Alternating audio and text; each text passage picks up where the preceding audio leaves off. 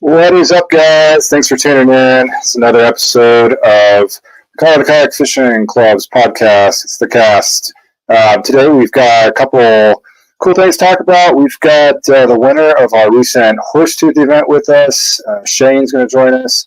And then we've got our multi-species tournament director, Jamie Sanderlich, who's going to talk about our charity event that's coming up. And we've also got Spinny coming up as well as our next tournament. So there's a couple just some housekeeping stuff as we're getting people into the chat here. As you're coming in on the comments, just allow StreamYard to have access so we can see who's posting, and we'll throw you in the chat here. So let's just bring Shane in. We'll kind of get introductions, and then we'll go into some of the housekeeping stuff. So, Shane, how are you, buddy? Good. How are you, Matt? I'm doing well. I'm glad to see you up here. I know we've had you right at the top a few times, but I'm glad you got a win. I'm super happy for you. Appreciate it. Yeah, thanks for having me. It's been one I've been chasing for a while. So yeah, Awesome. Just outside a few times. So I know. Yeah, I've seen you right there, and we've been fishing right next to each other. Where you're just like right next to it. I know even at was it Boyd last year, the last tournament? I saw you up there. I was like, oh. Yeah, I was at Boyd. Because I thought you were on the same juice that I was on. I was pretty worried there. Cool. All right. I didn't know there was juice at Boyd right now, but yeah, there's not a lot of juice at Boyd. There's But all right, let's get into some housekeeping stuff. We got a few people tuning in. Looks like I just wanted to go over some notes here before we really get started into the Horsetooth piece. I didn't fish Horsetooth, so I had the opportunity to judge it. I was up in Silverthorne with Stormy and just kind of having a time up there. But I did judge a bunch of the fish, and we had a lot of just kind of rule violations for, or I guess deductions for fish submissions. So, James Strawbridge always says, hey, you put all this time into catching this fish and getting that right. How you take your picture and submit that fish is really going to be what matters if you get counted for all that work that you put in. So yeah, take good pictures. We had a kind of a recap that Jeremy did on the Facebook page, so you can go back and read that. It's on the group. But some of the things that I noticed were open mouth. That's okay in the multi-species tournaments that we do, but in the bass tournaments, the mouth has to be closed, or it's in 1 inch deduction on a day with a pretty tough limit or tough to get a limit. That can really throw you out. If we had a couple that were just right under 9 inches. The minimum is 8, and it dropped them out of the ability to have that fish count because it was then under 8 inches. So we had to remove that fish and not score it. Besides that, make sure you take your picture straight over, not kind of off to the side. One of the issues with that is I can't tell if the eye is covered, and I can't tell if the mouth is touching the fence if the camera's over here and your hand is in the way of that fence. So the rules are on the PDF. They are on TourneyX when you sign up and you click the checkbox that says you read them. There's a link to read them again there. So if there are any questions, please review the rules there. And then some other rules violations. I did want to touch on these a little more so than what Jeremy had mentioned. And this is our first year having motors, and I don't want to be kind of the rule enforcer. I'm 100% kind of the non-snitch mentality myself. But I will say, I just want to put this out there. If you have a rules violation that you witness out on the water, you can message that to preferably your tournament director. You'll have that number through TourneyX. So that would be Jeremy or Jamie, Jeremy for bass and Jamie for multi. But you can also just message anybody on the board. we'll deal with it, and you'll stay completely anonymous. There are some violations that are grounds for disqualification. So one of them is, hey, we all have the motors this year are allowed, and that comes with going through the inspection process. If you skip that inspection process, you will be disqualified. If you see someone that skips it, message one of us. Don't just send us a text, but if you have proof of it happening, a video or a photo or something, then we can deal with that. If not, we can at least confront the person and talk about it. But yeah, guys, there's no excuse for that. The rules are put out, and the tournament directors have their captain's meeting beforehand, or their identifier meeting beforehand, but there's a captain's meeting that's already out. So the motors is one violation. The other one is out of bounds areas. If there's an area that is clearly out of bounds, either by being marked off by that body of water that we're fishing, or by again the captain's meeting for that specific tournament, then that's a violation for disqualification as well. But I know that these are kind of fun tournaments. They are a lot of fun, but they're also fishing for a prize and for money at the end of the day as well, and for Angler of the Year points and a lot of other stuff there. So we want to do things right. We don't want any of these things to happen, but unfortunately they do, and it makes us ultimately look pretty bad to some of the parks that we visit, and the ones that we really want to go back to don't want to have a sore kind of a black eye to these parks that we're going to when they're trying to book multiple people or events throughout the year. We want to be someone that they want to have come back. So again, completely anonymous. If you do witness something out there, please report it. It's better than hearing about it later. But yeah, we got that, and then hey, we got Jamie in the chat here. We're going to bring him in for the next. Jamie, what's up? How's it going, man? It's going well. Thanks for coming on here. Absolutely. So, all right. I got one more announcement on the housekeeping piece, and then we're going to go into Shane's stuff. So 2025, all of the board positions for the CKFC are open.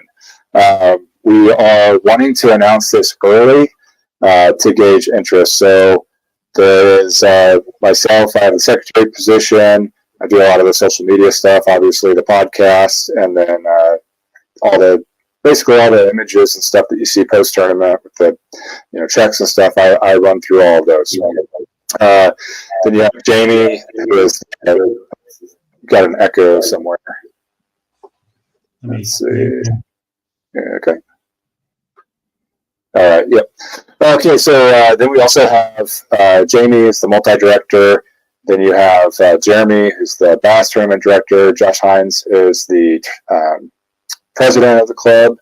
And then Pete Erskine is the treasurer. So all those positions are open. We wanted to put that out early in the season. That way we can, if you're interested in it, first off, just come up on the net and let us know.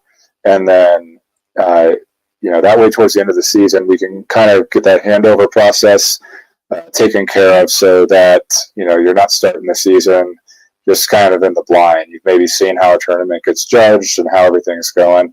Oh yeah, and Jeremy's in here. Yeah, I forgot Scott. I'm a terrible person. Scott Brands is the sponsor manager as well.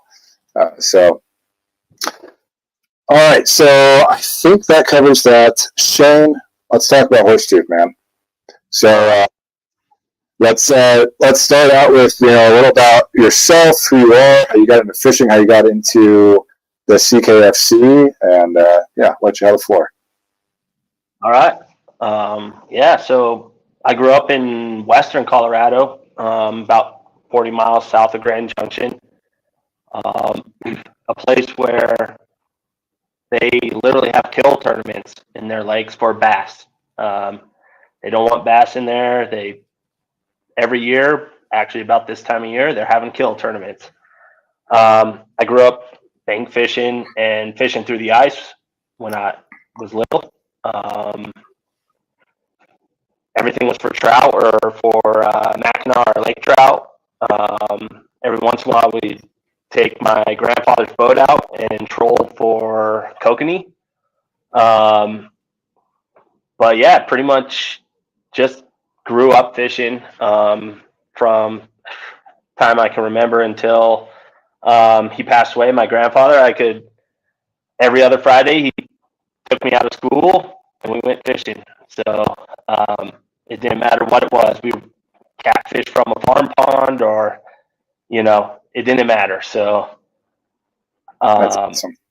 it was a good time. And then night fishing growing up was huge. We would always go out. I remember my granddad would go to the Army surplus store and get the old silooms, the old snap sticks, and we'd use them as bobbers at night. Right on. Yeah, so it was very particular though. Like the Army ones floated, but the ones you bought at Walmart or the hardware store, they would sink. And so you'd always go to the Army surplus store and buy the old siloom chem lights. And started doing that since I was really little. And then got into kayak fishing. Actually, so I had a big boat for a while, but it just became a hassle having to register it and, license plates on a trailer and all that stuff. Sure. And so my wife actually got a kayak and I stayed on the bank. And so I used to send her out with my lure and I would pretty much let her spool me. She would paddle me out all the way to the middle of the lake. She would stop. She rigged up a little system so she could hook my lure on so I didn't run the risk of hooking her. And like I said, she would pretty much, I'd let her just spool me off. She would drop it off and I'd just start, reeling it in if it was a crankbait or, a lot of times it was like worms or power bait or something. And I just let it sit. So then I ended up selling my big boat and she had that kayak and she was like, you should try it. So I took her kayak out one time and about 2 hours later we were at Walmart and I bought a Sun Dolphin. Oh boy. Yeah. And so I fished my whole CKFC first season out of a Sun Dolphin kayak from Walmart. No way. Yep. And that was, let's see. So I got that kayak in 2018. And the first tournament was Boyd. And it snowed 3 inches the night before. And I was soaked head to toe because, the Sun Dolphin was a sit-in. And I think I want to say I went that whole season and one more before ever catching a fish actually in a tournament. So I fished my first year I fished all bass and I fished 3 multi-species. And then the second year I fished all bass, all multi-species. And then the last few years I just switched up due to my scheduling and stuff, the bass only. Yeah. What year did you start? So I started with CKFC in 2018. Oh wow. Oh Yeah. gee. Yeah. So I started there, and that was out of the Sun Dolphin. It was the camera. You had to write down all your fish on the cards, right? Yeah, and we would get the X back then. And we got a poker chip. The poker chip at the beginning of the tournament with your number on it, and and a zip tie, and that zip tie or that poker chip and the zip tie had to be in your photo, and they changed. Like it was a random draw on the poker chip, and they changed the color of the zip tie back in the day. But yeah, so that's when I got started. And then from the first tournament, I was hooked though. That's wild. Yeah, it was fun, and then from there on, I just kept my eyes out and watched for a better kayak, and I was looking for a used kayak at the time, and actually stumbled on a posting of a kayak shop in Grand Junction that was going out of business, and actually they had it's the same kayak I run today. It's a Wilderness Systems Radar 115, and I liked it at the time because it's upgradable. Like, I bought it as a base boat. I think I picked it up for like $400, and at the time they were retailing for like $1,200 or something. So, like, Nice. I was in it for yeah. And then got to give a shout out to Caleb. It was like that same year, Shields, that I got that kayak. Shields had just opened up, and at the time they were a Wilderness Systems dealer, and I had been eyeing the pedal drive for my kayak after seeing everybody out there with their Hobies and whatnot. So I was just like, oh, I gotta get a pedal kayak, and but I knew that going into this boat that I wanted to, I could build it as I wanted, upgrade it to pedals and whatnot, and yeah, Caleb had a open box pedal drive that someone had returned, and I literally had just met Caleb like the week or two before that at a tournament, and he just totally hooked me up, open box, and he gave me a good deal on it. So yeah, just been rocking it ever since. That's cool. Yeah, Caleb's the man. I know he hooked up. I heard him on the last show with Matt Kern. He had issues with his Newport after he had flipped over in Red Willow, and Caleb took care of him. And then I actually just ordered a paddleboard for Stormy from him today. So I think she already picked that up. But I do have a picture here I kind of wanted to show.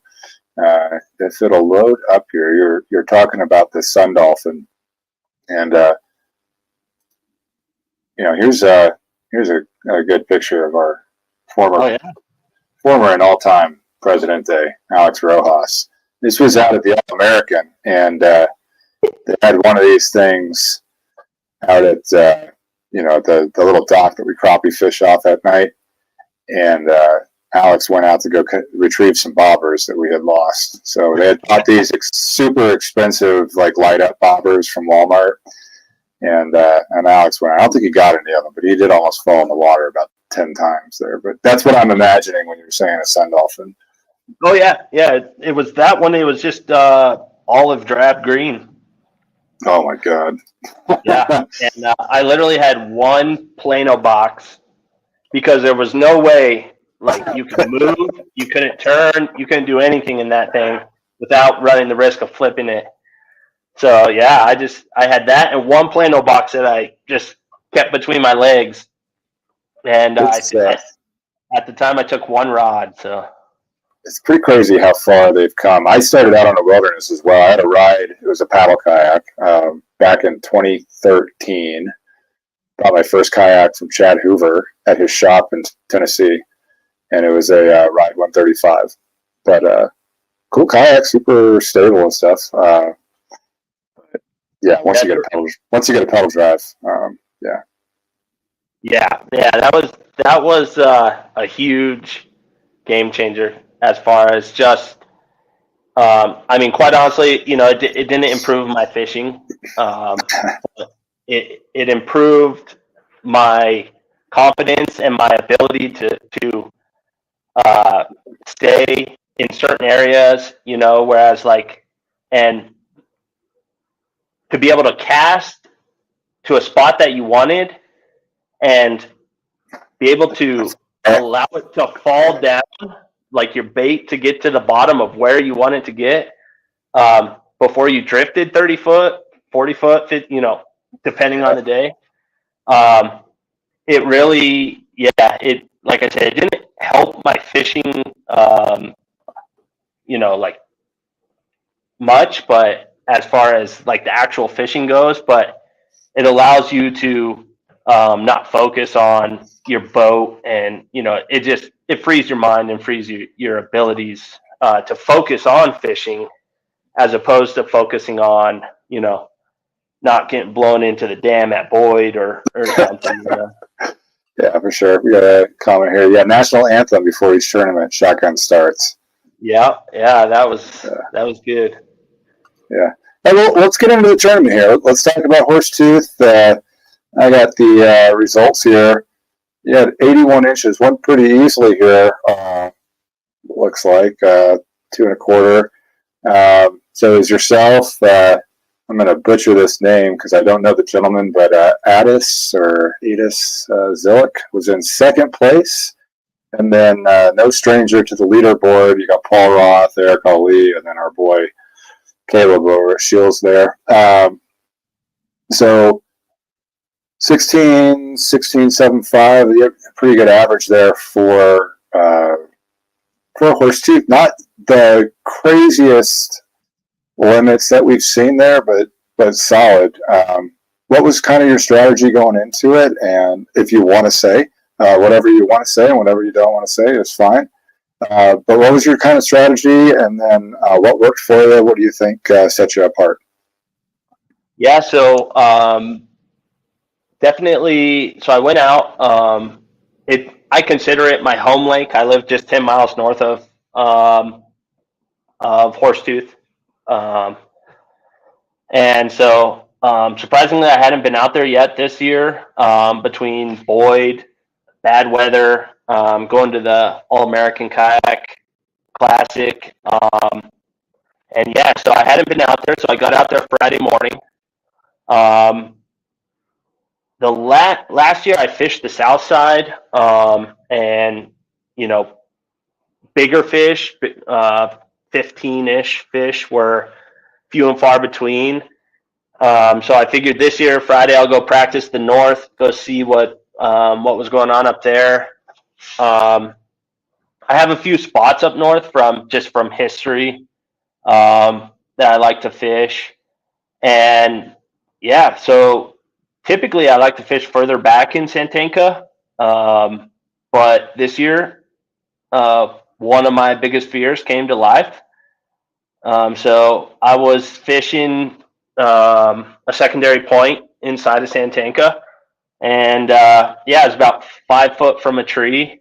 Caught a glimpse out of my eye, and there's a big old snake just coiling down the trunk of a tree. Hits the water and goes right in front of my boat. Crawls up on a rock, sits there, coils up, and just rattling. It looked like a shovel handle. It was no kidding. It was about 4 foot long, and it probably was 2 inches in diameter. It was the biggest snake I've ever seen outside of a zoo. So that all happened in about 15 seconds, and I was probably already back at the boat ramp by the time it finished coiling up. Because that's not my deal. No snakes. Yeah, they're out like crazy right now. Yeah. So I kind of abandoned that spot.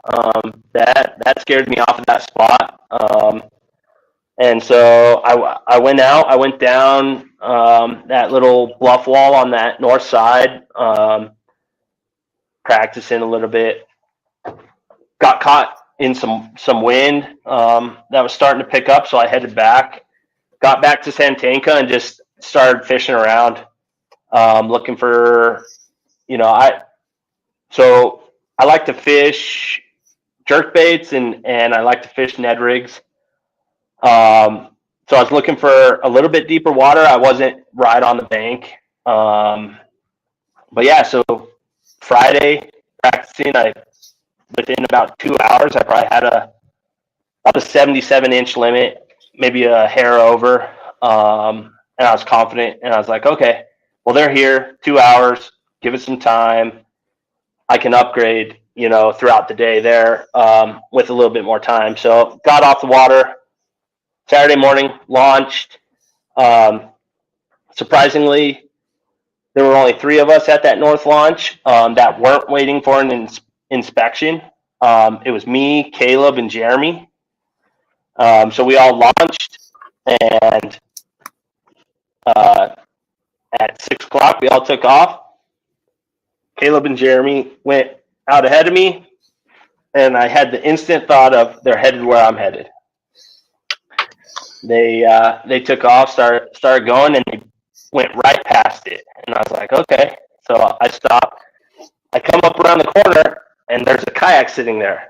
And I was like, what? I was so confused. I was like, there are 3 of us. The other 2, I can clearly see where they come. What it was saying. And I owe all of the appreciation and gratitude to Sang, because he took the hard path and he took his kayak down the little walking trail all the way from the parking lot to that little point right outside the boat ramp. Yeah. And he launched from there. And so, I sat there for a little bit and I was like, all right. So I asked him, I was like, hey, you mind if I fish this with you? I found some fish here yesterday. And he was gracious enough, and he's like, yeah, go ahead.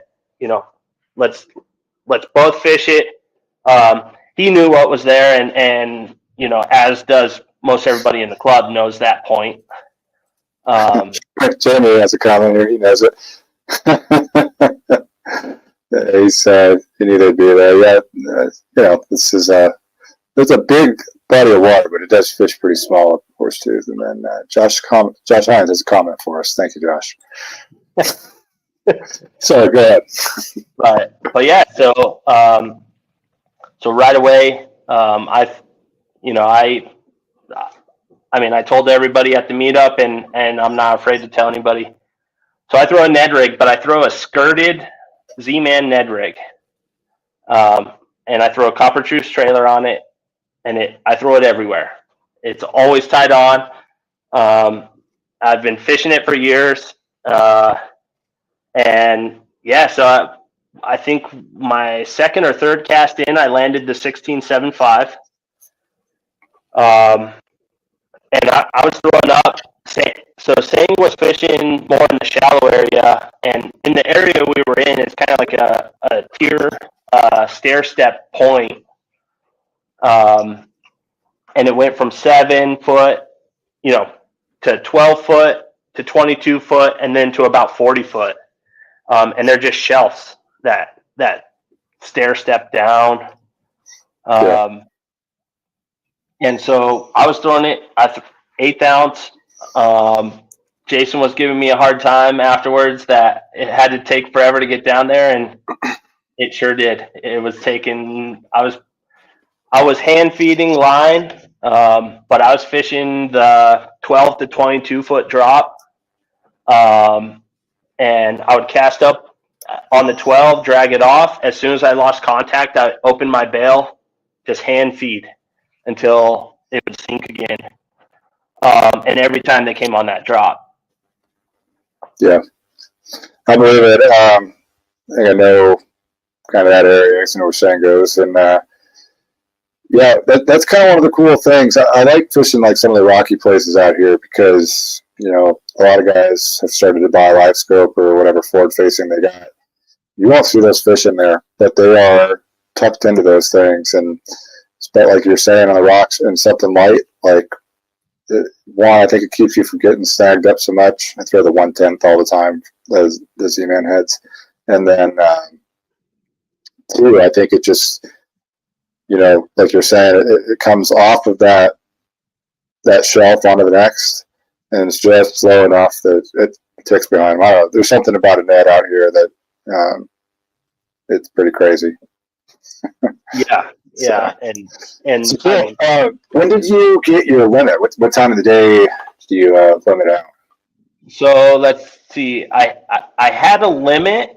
I want to say it was about 7:30, 7:15, 7:30. I had a limit.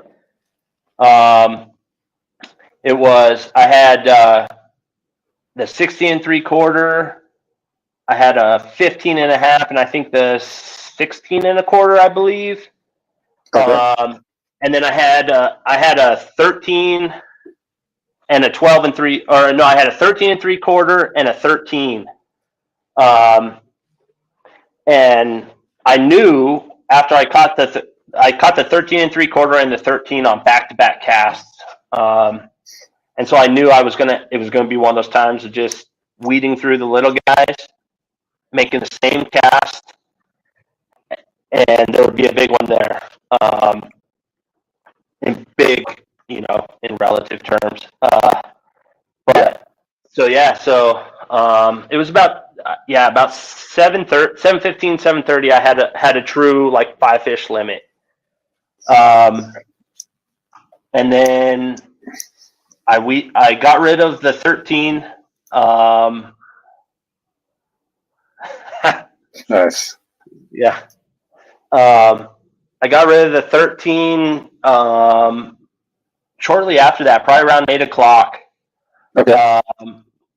And then in that flurry of fish that I was having, Sang was at the time struggling.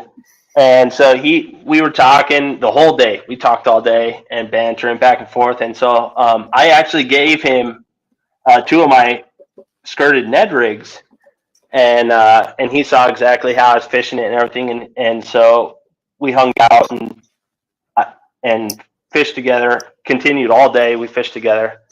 And then we kind of just cycled around that point. And then I think it was about 10 or 10:30. I was able to catch. I caught a 16 even, and was able to get rid of my 13 3/4 fish. And then at that point, I believe the next closest to me was like 75 inches, something like that. So at the time, I had like a 5-inch lead. And so then I just kept fishing, but I kind of backed off of it. I wanted Sang to get in there and get some. And and about that time, the storms were starting to building over the horizon, and I think Chen rolled up right around, probably around 10 or 11. And so then there were 3 of us on that point, and we kind of just circled around, just repeating casts over and over and over. But after that, Chen showed up, and then it wasn't shortly after that that I looked at Chen and I was like, "Hey, do you hear that?" And he was like, "No." And I was like, "My rods are buzzing." And then he was like, "Oh yeah, my rods are buzzing too." And so we both stripped our rods down and laid them down, and we continued to fish. And Chen's like, "I think I'm going to throw my rain gear on at this point." And he was like, I feel like it's about to start dumping. And I was like, "Yeah, it's probably not a bad idea." So I threw my raincoat on. Chen's putting on his bibs, putting on everything. And it was just and then it opened up and it dumped. I heard up north it was pretty bad. And I know we give a shout out to Shields for moving the awards inside. Big props there. So, well, sweet, man. It's like around 10:15, you did it. You were able to hold everybody off.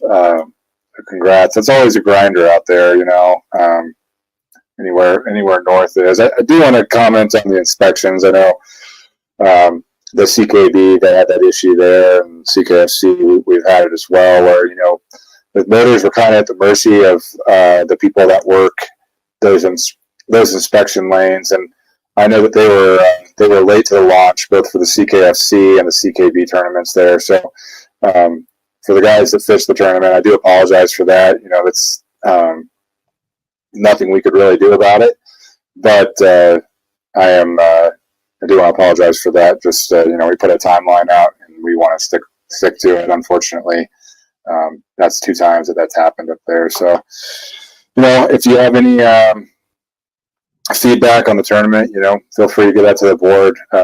More so the future board that'll be creating the schedule for next year as well. But if you do have positive or negative feedback, we want to hear it after these tournaments. And I know that was something here. So they didn't get to the Jeremy's got one. It's taking until close to 6:30, and I think 6 o'clock is when they were supposed to be there. So, yeah, it's unfortunate, and I know they're not. The frustration is added when they don't really actually look at your motor, and they just ask if you have live bait, and they send you in. So, I get the frustration there. Excuse me, but well, sweet, Shane. Congrats, and thanks for coming on here. Before we let you go, is there anyone you want to thank or anyone you want to give any shout outs to before we kick you off of here? Yeah, I mean, I don't have any sponsors or anything, but yeah, I'll thank the club, all the board members, I really appreciate what you do and how everything runs. Everything runs smoothly. Huge shout out after this year doing my first All-American. Our clubs are, I would say, our tournaments are run 100 times more smoothly, more polished than that tournament was for being a big national tournament. So huge shout out to the board and all those guys. And then thanks to Sang for letting me share that point with him. I would have understood and totally would have accepted if he was like, hey man, I was here first. And I would have moved on and went and tried a couple other spots that I know of. But yeah, big appreciation to him, and yeah, just everybody, my wife and everybody just letting me chase this dream of crazy little fish. Yeah. I know your wife's always out there with you. That's cool. She's always been chasing me around a little this year, and we're having a good time doing it. So I just got her paddleboard. Matt Flanagan's wife's on a paddleboard sometimes too. And actually, I got a second seat in the Old Town now for Kenzie, our daughter, to take her. Yeah, so it's going to be a good time. I love seeing the families out there and everything. But hey, huge congrats to you, and I love the shout out to Sang there. He's a class act. I love that guy. So awesome. Yeah. I mean, most guys, I'll be honest, I don't know that there's many, if any, guys in the club that would have said no. Quite honestly, that's just not like anybody. You want to get beat by the best, and if someone can outperform your spot, I really feel like everybody in this club is really welcoming, and there's not Josh, like I said, not many if any. Josh would probably say no. Nice. But no, I agree with you. Well, thanks for coming on, Shane. Thanks for your time, and congrats, man. I'm glad you got a win. I knew it was coming. I think everybody did. So, congrats there. And are we going to see it? What's the next one you're fishing? My next one's not till Chatfield, actually. Yeah. You're going to try the charity tournament? I'm going to try to get that. That's the 12th of July, right? Something right in that area. 13th and 14th, and we're going to talk all about it here. Yeah. But yeah, it's going to be really fun. We're doing a ton of giveaways and stuff. But you slam on multi too. I know you've almost won out there a few times. So yeah. So if I can swing it, I'll be out there for sure. Awesome. Well, thanks, brother. Thanks for coming on, and we'll kick you off of here. But enjoy the win, and we'll see you at Chatfield. Appreciate it. Thank you for having me. Thanks, dude. Later. And then there were two. That's Jamie, right. you got a question in the comments here. Jamie, were you up there? Wait. Did you do any for multi at Horsetooth? Were you up there? I did. I when I was pre-fishing on Friday, I put about 71 inches in, and then day two during the tournament while you guys were fishing, I would have been about the same had I done the tournament. So I was down at the south end fishing, and I tried to stay away from the Ned rig because I had relied on that too much. I was just trying some new stuff, jerkbait and wacky with the what's that called? The Nico? Nico. That's yeah. And I will say that, you know, just to say that made all the difference for me. If I just threw the wacky weightless, I wasn't getting nearly the bite I was getting with the Nico. Yeah. Got this thing on Nico. So, but I had a real heavy one, like, you know, a pound. Okay, yeah. I love it. It was right down there and stayed. Yeah, Marty Hughes, he's on the club page. He's out in Nebraska. Guys know him. He's kind of original. I think he's been doing kayak fishing for like 25 years at least. But Marty starts selling.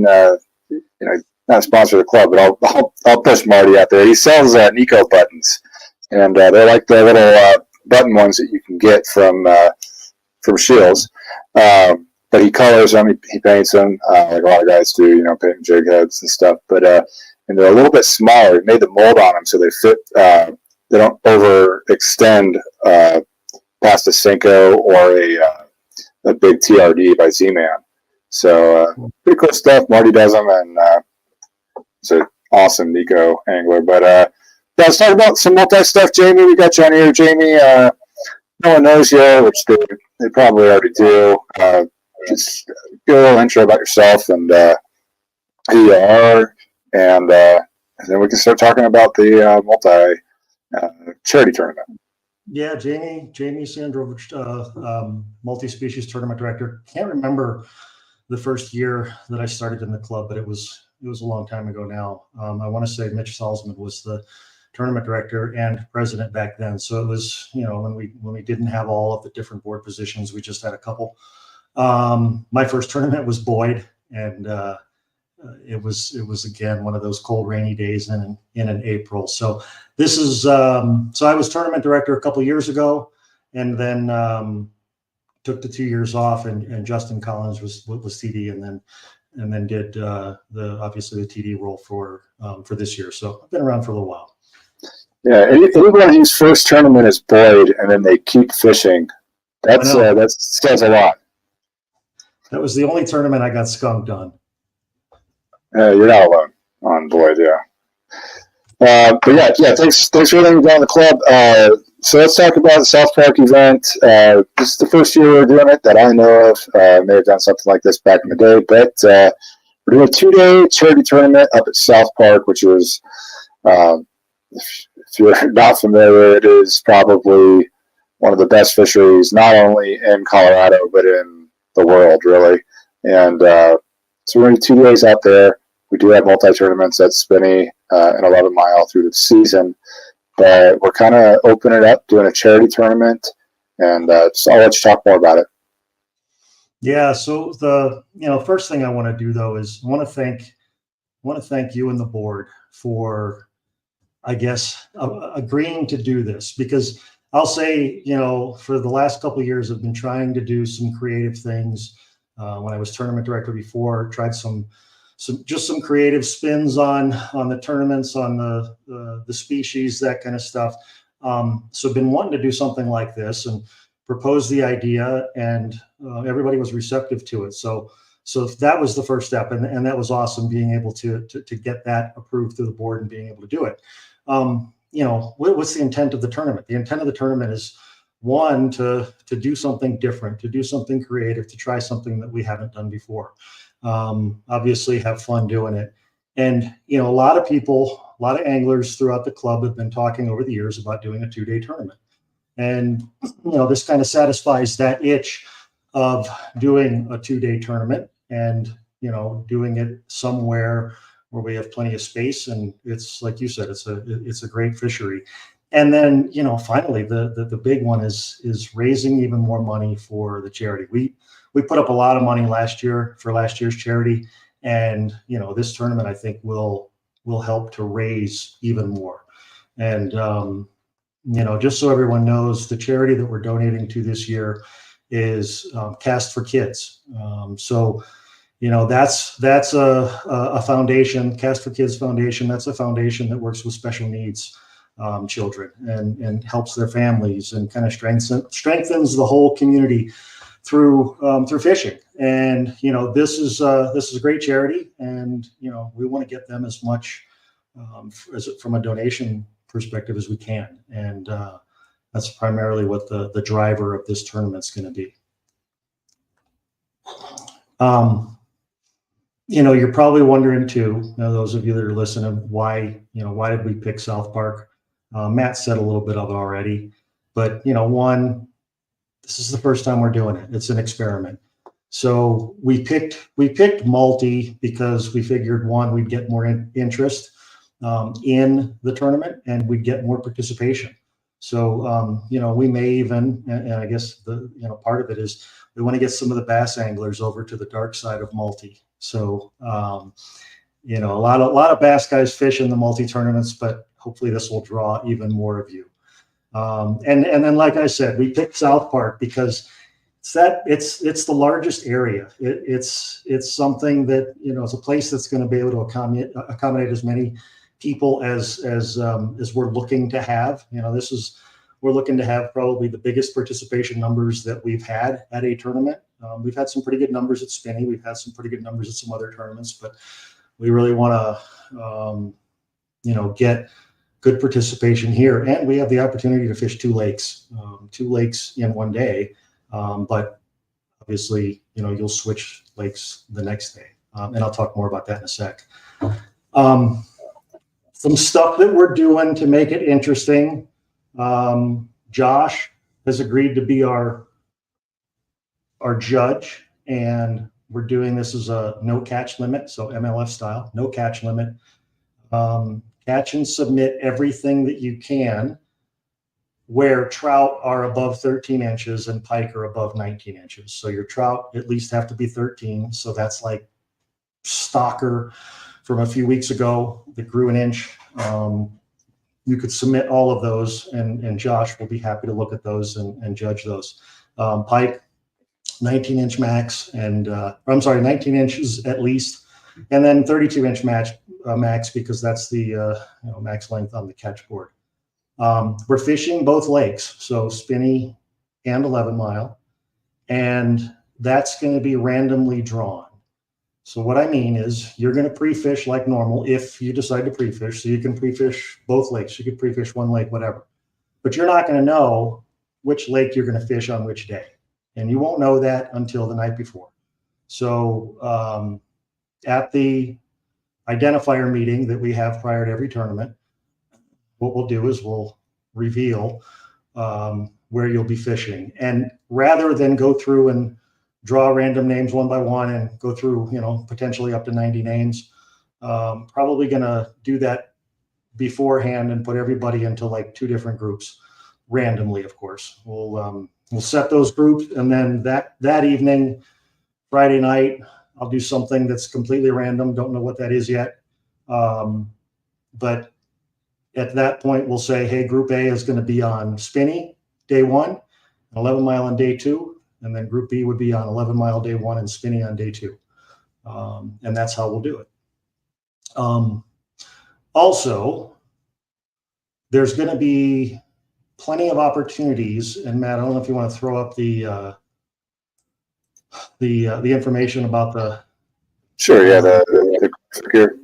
the entries, but there's going to be plenty of opportunities throughout the tournament to earn additional entries. So you're going to get one entry just for signing up for the tournament. So one entry into winning the kayak that we're bringing up as the grand prize for the tournament. One entry for each entry into the tournament. One entry or one ticket for hourly big fish. So this will really encourage, everybody to. Cell service is pretty good on 11 Mile in most places. So this will encourage everybody to submit their fish when they catch them, because we're going to be doing an additional entry into the raffle for every fish every hour, or hourly big fish. And then an additional entry for the daily big fish, and then overall big fish, biggest daily limit. So day 1 limit, day 2 limit, you're going to get a ticket for winning either one of those. Most fish submitted in either one of the days, you're going to get a ticket for that. And then the first through 6th, if you finish in the top 6, or actually in the top 6, top 10, you're going to get additional tickets there as well. So first place will get 5 tickets, second place 4, third place 3, fourth and fifth 2, and then 6th through 10 1. So you have plenty of opportunities to earn additional entries to get that kayak. That kayak is it's a native Titan X 12.5, donated by Waterline Sports in Loveland, one of our great sponsors, and Native Kayak. So it's about a $3,700 kayak is what we're giving away there at the tournament. So again, it's randomly going to be drawn, but you have plenty of opportunities to earn additional entries to get that. We're also going to be doing random prize drawings throughout day 1 and day 2, like at the end of day 1, and then day 2 at the awards. So there will be some random stuff, and then hopefully you've seen the post from Lindsay Garcia, who represents Dynamic Lures for us, and they've offered to provide us with a nice rod and reel combo setup for whoever finishes first through third. So first through third, not only will you get those additional tickets, but you'll get a nice rod and reel package from Dynamic. And then he's got a ton of additional prizes that we'll use for those random drawings throughout day 1 and day 2. And then there might even be a blind draw cornhole tournament sometime between day 1 and day 2, probably the evening of day 1, sponsored by our favorite State Farm agent. So we're kind of working on that. Again, kayak, you have to be present to win it. Why did we do that? We want to see everybody there. We want to help continue to build the CKFC community. That's part of it, bringing everybody there, giving everybody the ability to, instantly be gratified by winning a kayak if you're the one that's able to win that. Again, it's that native Titan X 12.5. Anyone that participates in the tournament is eligible to win that kayak. Like I said, you've got a variety of ways to win the entries into it. We want to draw as many people as we can to this tournament because, again, it's for charity. It's to pump up the numbers, to really get a lot of dollars that we're able to donate to that great charity. And for those of you out there that aren't members of either one of the series, you are able to participate. You are able to participate without joining either one of the series. So this one is open. You pay the entry fee. You can participate. However, the same rules apply. So if you've not fished in the tournament, go out and look at the multi-species rules. All of those apply. All of the safety rules apply. Anything that you do that causes a disqualification, that applies. Catchboard requirement. So we've got a catchboard that we use. If you don't have one, there's plenty of folks in the club that have extras. You can put a post out and try to borrow one. We'll be using Attorney X, the motor inspection, all of that we have on normal tournaments, all of those rules, all of those regulations, everything like that applies to this tournament as well. But like I said, if you're not a member, you still get to, you're able to fish in this tournament. And it's a great opportunity to try a tournament that if you haven't tried one yet. Bottom line, have fun. This is a great charity, and you're going to get to meet some great people, maybe share some great stories, make some new friends, whatever. But it's going to be a great time. South Park is a great place to be in the summertime and a great place to fish. We've got about a month, so get signed up. I think after this podcast, we're going to open up the tournament and signups for on Tourney X. So look for that. Just search CKFC and you'll see charity tournament, and go ahead and sign up. And I don't know, Matt, what did I miss? Do you have questions? No, I think covered probably about all of it. I'm going to meet you here. I'm just going to do a little bit of echo here. But yeah, I would just add to it, if this is your first, if you haven't fished a CKFC tournament and you're kind of thinking about it, I can't think of a better one to get into, whether you're a bass fisherman or a multi-angler as well, or even if you just are new to fishing. With tons of juice spilled out there, and you can kind of fish however you want. You can, like, if you're a bass fisherman and you're thinking, I don't know how I'm going to catch pike or trout, go throw bass lures and bass fish, and you'll catch giant trout out there. I've caught 40-plus inch pike out there on a jerk bait. Some people throw chatterbaits out there, tubes, whatever you want to do. There's tons of ways to catch them, and really the spirit of this tournament isn't, to we're all competitive, we want to win, but the spirit of the tournament is to raise funds for Cast for Kids. I did play the website was just kind of up in the background, but it's a really cool cause, especially if you're listening and not tuning in on the video side. The video basically had a lot of boaters and different anglers taking kids with special needs out fishing, and I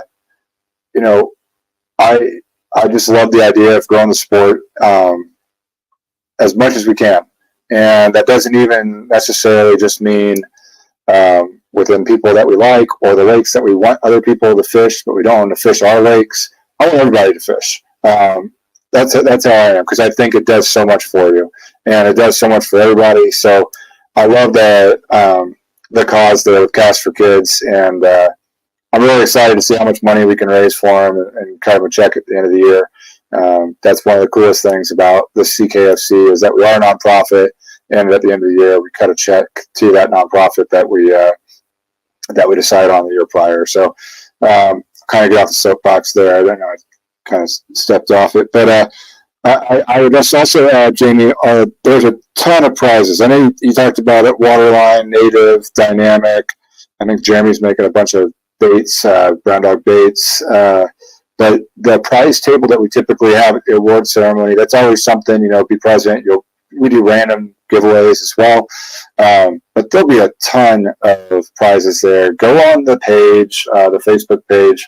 You can just search Lindsay Garcia or scroll down, and you'll see the rods and the setups that he's got from Dynamic. He's got a ton of baits from Dynamic.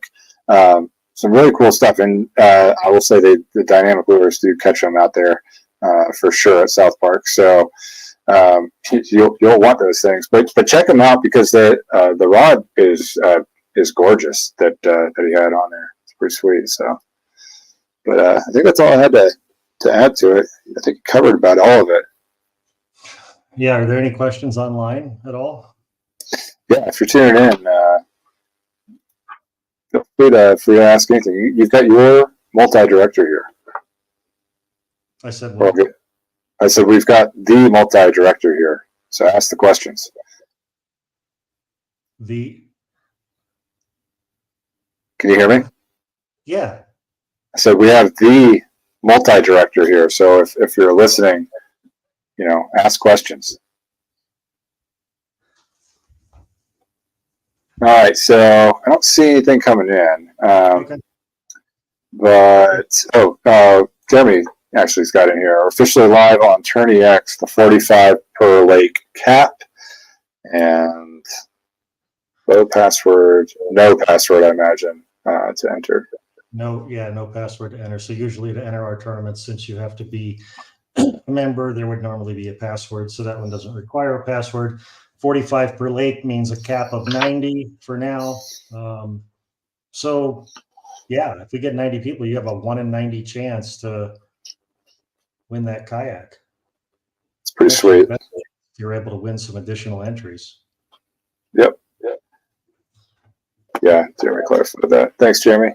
Yeah, and next tournament we've got, we kind of start the season out. We do some bass. We do some bass and walleye and trout or whatever tournaments. Our next tournament's up at Spinney, and that's one of the lakes. So what can you kind of expect up there if you want to hype that up a little bit? I haven't been up there yet, so I know a couple guys have been up there fishing already. I know the trout seem to be eating pretty good. Pike, a little bit different of a story from what I'm hearing, but there's plenty of pike in there, and you just got to find them. So that's going to be a great tournament. It's always a great tournament, first of all, because we catch some huge fish there.